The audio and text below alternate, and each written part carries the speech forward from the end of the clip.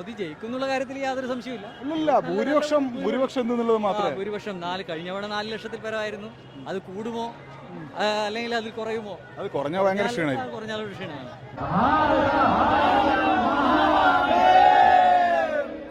ആരതി നടന്നുകൊണ്ടിരിക്കുകയാണ്. വൻ ആൾക്കൂട്ടാണ് ആരതി കാണാൻ വേണ്ടി. BJP പറയുന്നത് ഒരു വലിയൊരു ബൂം BJP ഇത്തവണ പ്രതീക്ഷിക്കുന്നില്ല.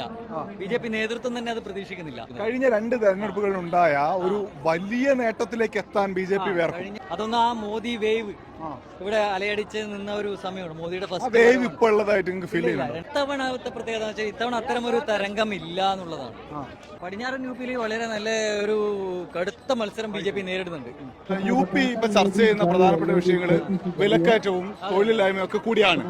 അപ്പോഴും രാമക്ഷേത്ര വിഷയമൊക്കെ പ്രധാനമായി കാണുന്ന ആളുകളുണ്ട്. BJPക്ക് ഒരു മേൽക്കൈ ഉണ്ടെങ്കിലും അതൊരു ലാൻഡ് സ്ലൈഡ് വിക്ടറി എന്ന നിലയിലേക്ക് പോകാൻ സാധ്യതയില്ല.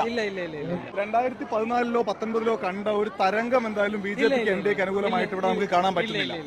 എന്നാൽ ഇന്ത്യ സഖ്യം ഇപ്പോ കനൂജിലെ മത്സരത്തിലൂടെ അഖിലേഷ്, അതേപോലെ റായ്ബറേലിയിലേക്ക് രാഹുൽ ഗാന്ധി വരുന്ന ഒരു മത്സരത്തിലേക്ക് പോയി. നല്ല ഫൈറ്റ് നമുക്ക് ഉത്തർപ്രദേശിൽ കാണാൻ പറ്റുന്നുണ്ട്.